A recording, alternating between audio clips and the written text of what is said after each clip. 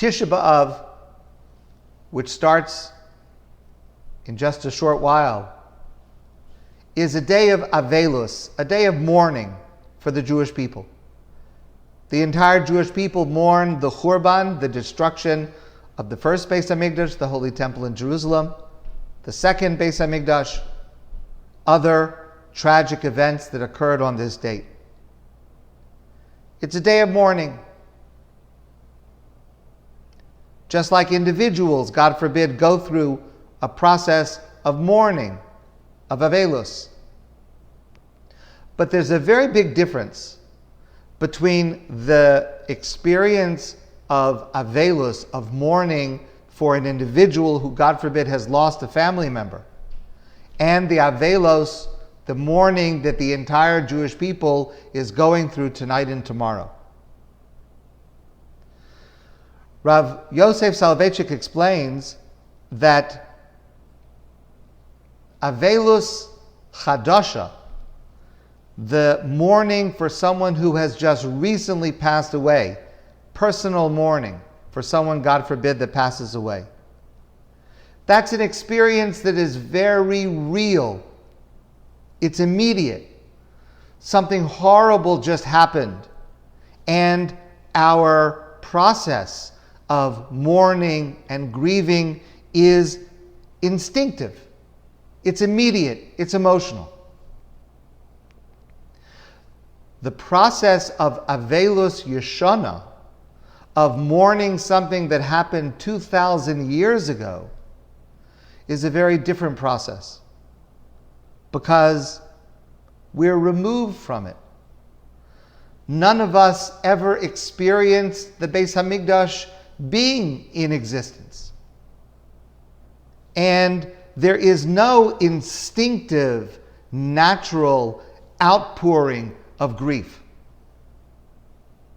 The Rav Soloveitchik, explains this is what is meant in the line of the Haftorah that we will read tomorrow from the prophecy of Yirmiyahu, the prophet Jeremiah. And we read this tomorrow morning in the Haftorah. Ko amar Hashem tzvakos. This is what God, the God of hosts, says. Hizbonenu v'kiru lamakonernos usvoena. Pay attention and invite or summon the hired female mourners. At the time of Yirmiyahu, if a person was in Avelus, if there was a funeral, you would hire women who would sing mournful tunes to set the mood for a funeral. And the prophet Yirmiyahu says that we need to bring those women, we need to bring those people to help us mourn, because we don't know how to do it on our own. It's not instinctive. We need assistance. We need direction. How do we mourn tonight and tomorrow? And the instruction is critical, because, and we've been discussing this numerous times over the last 3 weeks, it's very easy to say the words, and it's very easy to go through the behaviors, but that is insufficient. Rav Soloveitchik explains that the kinos, the poems of lamentation that we say tonight and tomorrow, and the entire experience, but let's just take the kinos in particular, those are prayers. And like prayer in general, it is avodah shebalev. It is a service to God that has to come from the heart. It must be emotional. It must be an experiential feeling.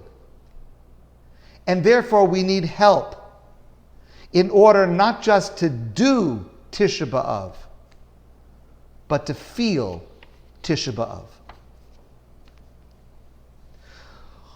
Tomorrow morning, on Tisha B'Av morning, we say kinos, these intricate poems of mourning and sadness. We say about 45 paragraphs. Most of them are about the Churban, the destruction of the temple. One of them concerns the torture and death of the Asara Haruge Malchus, the 10 martyrs, which is similar to a prayer section that we say on Yom Kippur. We remember Rabbi Akiva and the others who were martyred, 10 martyrs. One of them is about the burning of the volumes of Talmud that took place in Paris. One of them is about the Holocaust. 4 of them, more than any other event except for the destruction of the temple, 4 of them concern the Crusades, the persecution of the Crusades during the 12th century. And we need to understand why the Crusades, of all of the different persecutions that have befallen the Jewish people, why the Crusades figure so predominantly in our Tisha B'Av experience, when other major events are not even mentioned. The expulsion from Spain is not mentioned. Blood libels. Chmielnicki pogrom in Poland, which killed many, many more people, is not mentioned. Only one, as I said before, concerns the Holocaust. The first Crusader attack on Jews happened in the town of Speyer. That's the subject of one of these 4 kinos relating to the Crusades. In that attack, 10 Jews were killed. Now, it's terrible. The loss of any life is terrible. But compared to the Holocaust, compared to the Spanish Inquisition, why are the Crusades so prominent on Tisha B'Av? So I'm grateful to Rabbi Ezra Schwartz for an essay that he wrote that presents 2 answers to this question, one from a father, the other from his son. The son is Dr. Chaim Soloveitchik. His father is the Rav, Rabbi Yosef Soloveitchik, of blessed memory. Both answers hold important lessons for us in how we experience the unfolding of Tisha B'Av tonight and tomorrow. Dr. Chaim Soloveitchik writes that the Crusades represent the last time that the Jews of Ashkenaz were surprised by their persecution. Following the Crusades in the 12th century, the Jewish history of Ashkenaz was written in blood rather than ink. Following the Crusades, he writes, we went from persecution to persecution, from blood libel to allegations of well poisoning and host desecration, from pogrom to pogrom. Our lives were constantly at ill ease. We never felt secure. Promises made by kings and governors almost always rang hollow. Even the Holocaust, still in its own category of scope of cruelty and suffering, but at the same time, it was the culmination of 1,000 years of European anti-Semitism. The Crusades were different. And it was this feeling of surprise that the Jews felt on being attacked during the Crusades. The sudden and unexpected loss of security brought on by the Crusades that stands out as comparable to the Churban, to the destruction of the first temple. Because there too, the Jewish people were completely surprised to wake up and see that the Beis HaMikdash, the Holy Temple in Jerusalem, had been lit afire and was destroyed. People couldn't understand how God's house could be destroyed. the prophet Yirmiyahu, Jeremiah, tried to warn them. He said, Al tivtuchu lachem es divrei hasheker. Don't listen to the false prophets. Lamor, who say to you, Heichal Hashem, Heichal Hashem, Heichal Hashem Hema. It's God's house. It's God's house. It's God's house. It can't be destroyed. You have this Meshuggah, a crazy person, Yirmiyahu, saying that be careful because the Beis HaMikdash is going to be destroyed. He's crazy. It's impossible. It's God's house. By definition, God's house can't be destroyed. And Yirmiyahu says, don't listen to these false prophets who keep yelling, it's God's house, it's God's house, nothing's going to happen. But these false prophets were louder and somehow more credible. And they claimed, the false prophets claimed, that Yirmiyahu was a heretic. God's house can't be destroyed? And they yelled, no, Yirmiyahu is the false prophet. Don't believe him. But then it happened, as Yirmiyahu had prophesied. And the people were in shock. The people were surprised. It was sudden. It was unexpected. Because the people that they were listening to told them it couldn't happen. Now, this understanding can provide an answer to a famous question for which there are several important answers. We observe Tisha B'Av on the 9th day of Av. Tonight and tomorrow is the 9th day of the Jewish month of Av. Tisha B'Av, the 9th day of Av. The Talmud tells us that the actual burning of the building occurred on the 10th of Av. The Talmud says that the building was lit afire late in the afternoon of the 9th of Av, but it burned on the 10th. The actual destruction of the building occurred mostly on the 10th of Av. So the Talmud says, why do we fast on the 9th of Av?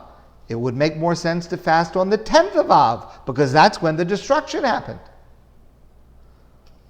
So the Talmud says, because the 9th of Av is Aschalta de Puranusa. It's the beginning of the destruction. Okay, that just begs the question, why is the beginning of the destruction the day that we mark and not the day where the main destruction took place?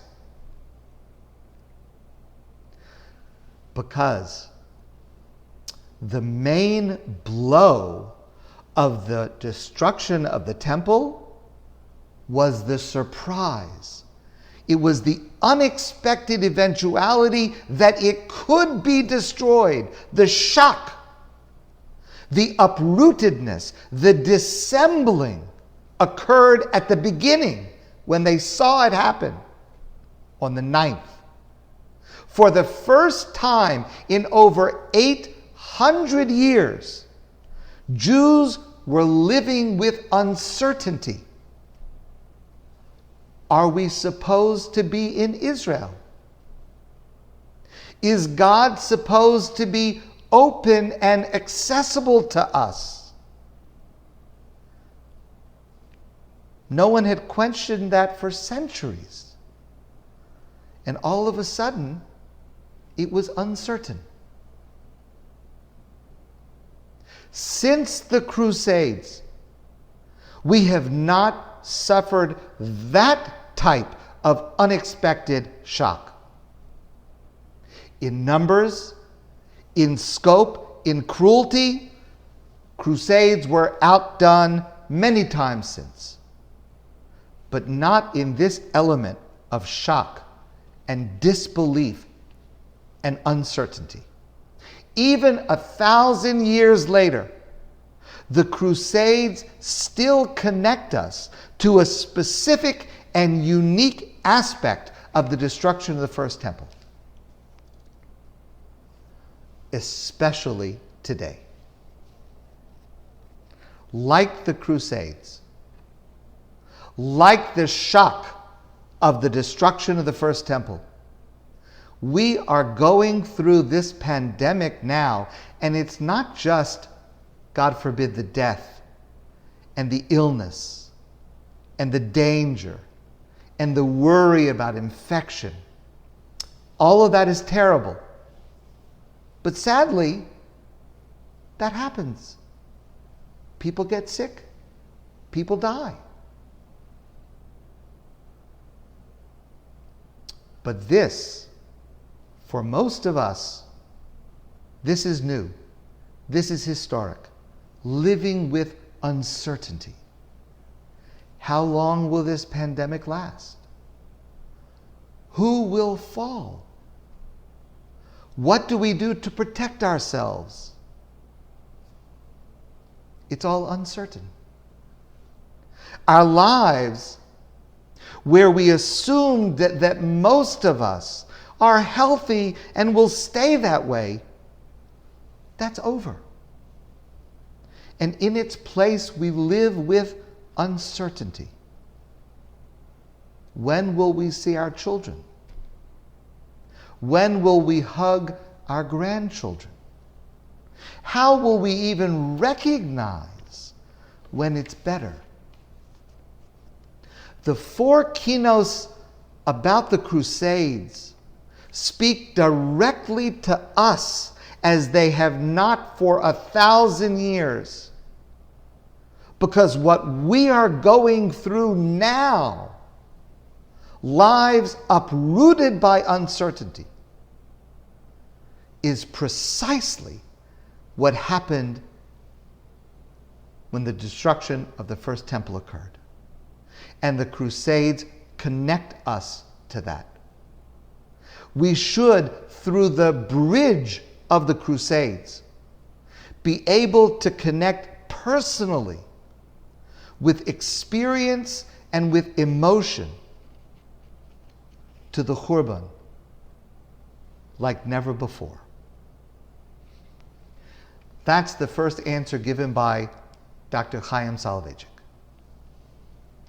Rabbi Yosef Soloveitchik gives a different answer, focuses less on history and more on Torah, the nature of how we experience Torah. Now, what I'm going to share will contradict some stereotypes that many of us hold, which is part of the impact of this answer. In the 12th century, France and Germany were the centers of Ashkenazic Jewry. Torah learning and Torah living flourished in these centers. Rashi, Rabbi Shlomo ben Yitzchak, the great commentator, was the greatest of that era. He wrote works before the Crusades, and he wrote works after the Crusades that we continue to study till this day. After the Crusades was the era of Tosfos, the Academy of Advanced Scholars, and the era of the Rishonim, the early commentators. Great Torah scholarship that is studied till this day. So, if the Crusades did not result in gigantic loss of life, relatively speaking, and did not eradicate Torah, why focus on the Crusades on Tisha B'Av? Rabbi Soloveitchik explains, the Crusades caused a shift in Torah study, not in quantity, but in quality, in geography. The greatest destruction wrought by the Crusaders was among German Jewish communities, while those who survived were largely the French Jewish communities. And there was a difference between the quality, the style of German Torah study and practice and the style of French Torah study and practice. And this is where our stereotypes may get confused. Because Rabbi Soloveitchik explains that in the 12th century, the German school of Torah was more emotive, more emotional, more poetic. A major part of German Torah writing was piyutim, religious poetry, beautiful, ecstatic, mystical, emotional. Among French Torah scholars, that was absent.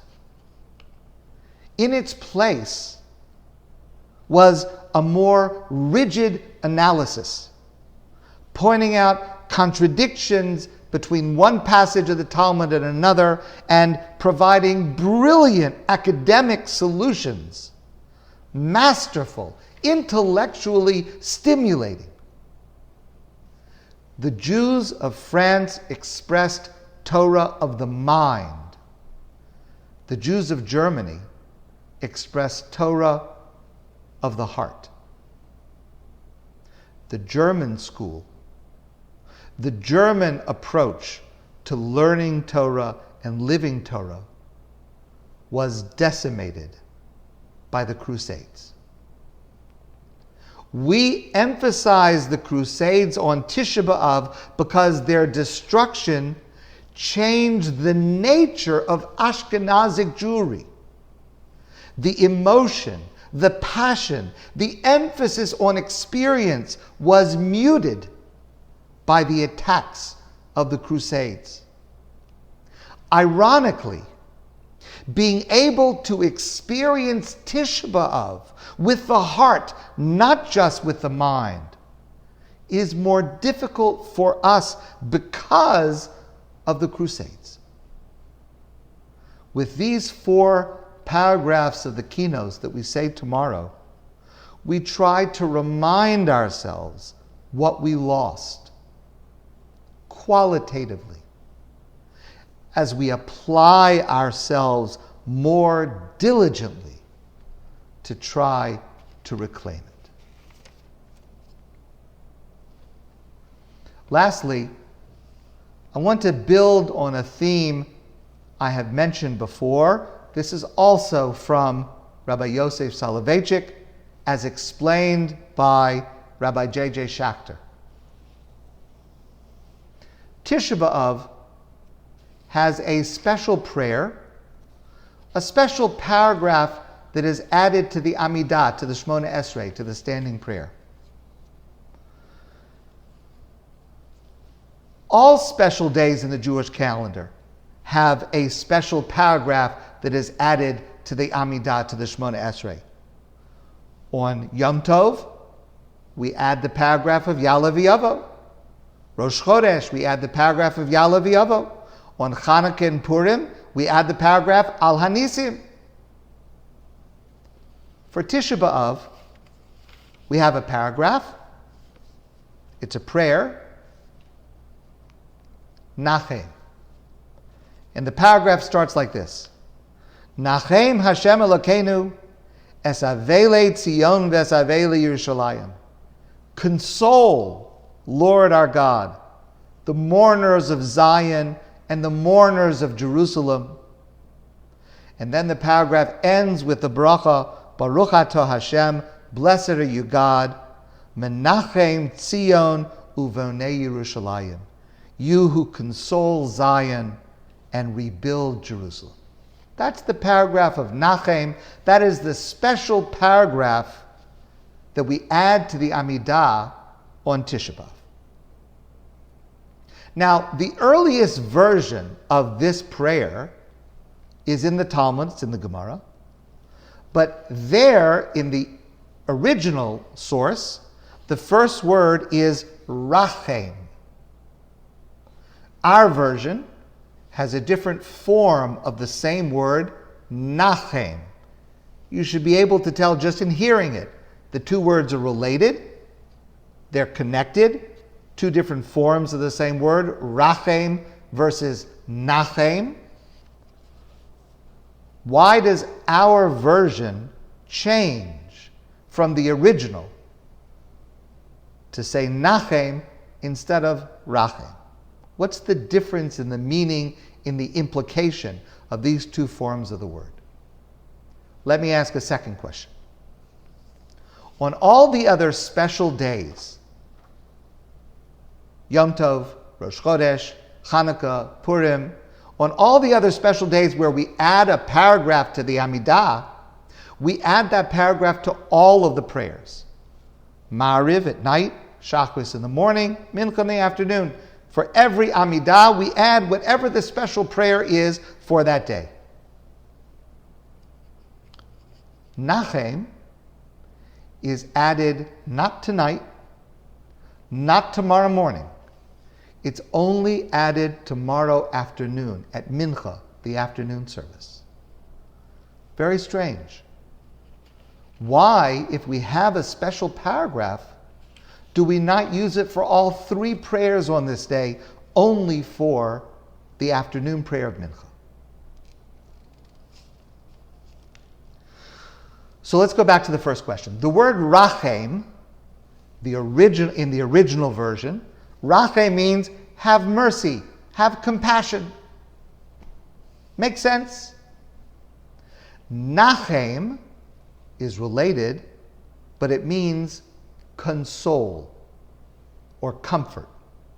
Nachem is what you say to a mourner. And Rabbi Yitzchak ben Moshe Vienna, who authored the famous work Or Zarua, he explains that Tisha B'Av, tonight and tomorrow during the day, we are like an onain, God forbid. We are like a mourner who has suffered a tragic loss before the funeral takes place. Kamisha meso muta lefanav, like one whose, God forbid, family member deceased is lying in front of them. We've quoted that line before. In that state, before the funeral occurs, consolation, comfort is premature. It's inappropriate at that point.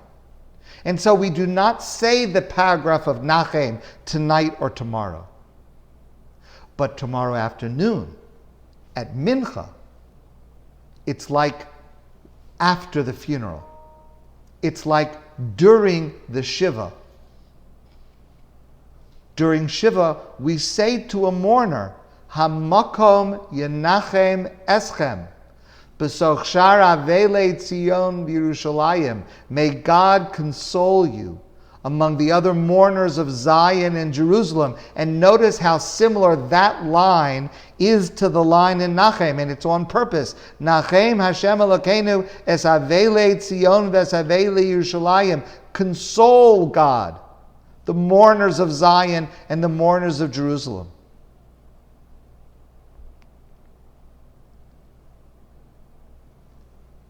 The distinction between tonight and tomorrow morning versus tomorrow afternoon is based on the passage of the Talmud that we discussed just a few minutes ago.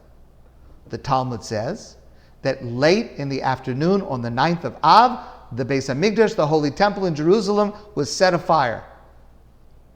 And it burned mostly on the 10th. Now earlier, we discussed the question, so why is the fast day on the 9th and not the 10th? That we discussed earlier. But now, let's focus our attention on the irony from what we said before. Because earlier we said that the fast is on the 9th of Av because setting the building on fire late in the afternoon of the 9th of Av was the worst part of the destruction. More than the actual burning of the building, which took place on the 10th of Av. It was the worst moment. But now, The Or Zarua teaches us that at Mincha, in the afternoon, it's as if the funeral is over and it's time for consolation. It's time for comfort. And we say, Nachem, comfort us, Hashem. And by the way, at the time of Mincha, other leniencies start to be applicable in the afternoon. For example, tonight and tomorrow we have the practice that we sit low to the ground like mourners. Tomorrow afternoon, we get up, we sit in a regular chair. Tomorrow afternoon, we're allowed to go to work, even though it's preferable not to go to work, but we're allowed to go to work in the afternoon. Men put on tefillin not in the morning, but they do in the afternoon, because tefillin are called pe'er, an adornment. Putting on tefillin is a mitzvah that gives joy. It's inappropriate in the morning when we are mourners like before the funeral. But at Mincha in the afternoon, we put on tefillin. So what is the status of the 9th of Av in the afternoon? Is it the worst part of the day, or is it the best part of the day? Almost every year, Rabbi Soloveitchik would emphasize the following insight. There's a passage in the Medrash that comments on a verse in Tehillim, in Psalms. There's a paragraph in Tehillim written by David HaMelech, King David, which foretells the Churban, foretells the destruction of the Beis HaMikdash. Mizmar la'asaf, a song of Asaph. O God, nations have come into your dwelling place. It's about the destruction of the temple. So our rabbis in the Medrash ask, if you're describing the destruction of the temple, the Churban, why do you start with the words Mizmar? Mizmar is a joyous song. Shouldn't say it's a joyous song. You should say it's a lament, it's a dirge, it's crying. Why say Mizmar that indicates that it's joyous? And the rabbis give the following answer. They answer with a parable. There was once a king, and the king had a son that he loved very much. And the king built a beautiful room for his son. And then one day, the son misbehaved. He did something very bad. And the king destroyed the room that he had built for his son. At that moment, the son's teacher, the son's mentor, who loved this young man very much, at that moment, he began to play a beautiful song. And people said to him, why are you playing this beautiful, joyous song when the room of your close friend, this young man, the prince, his room was destroyed by his father, the king, in anger? And the teacher, the mentor, said, when I saw the king become enraged with his son, I was worried that he would harm his son. Now that I see that the king has exhausted his rage in destroying the room, I know that at least his son will survive.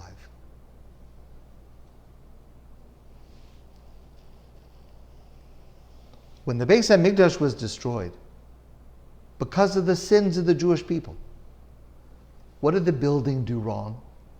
What did the stones do wrong? They didn't commit any sins. It was the people that committed sins. And in fact, during the day, it was unclear whether God's anger would manifest itself in the destruction, God forbid, of the Jewish people, or just the building itself. And late in the day, when the building was set afire, on the one hand, it was the worst moment, the shock, the surprise, the uncertainty. But ironically, the same moment was also a relief. because it meant that God had decided to exhaust his rage on the building. In the words of our sages, Shafach HaKadosh Baruch Hu Chamaso al ha'etzim v'al ha'avanim. God expressed his anger on the bricks, the stones, the wood of the building. V'lo shafach hamaso al Yisrael. But he did not express that anger against his people Israel. The Jewish people survived. And therefore, it's paradoxical, it's ironic that the moment that is the worst pain of the destruction is also the moment when the strictures become lessened, when it's possible to be comforted, when we say the paragraph of Nachem. And that's why the word is Nachem, not Rachem, because it is words that are being said to a mourner at the moment when it is possible to provide comfort and consolation. And that's why it's only at the Mincha prayer, late in the afternoon, when this ironic moment occurs that is both the worst and the most promising for the future.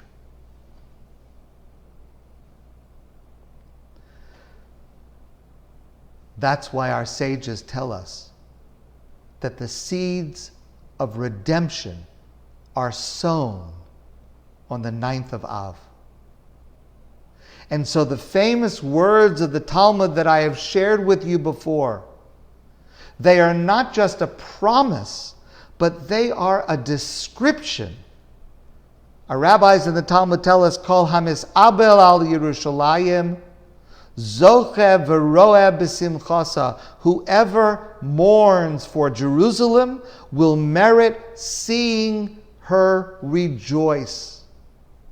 Those who mourn for Jerusalem will merit to see her rejoice, because it is through the mourning from which the redemption will occur.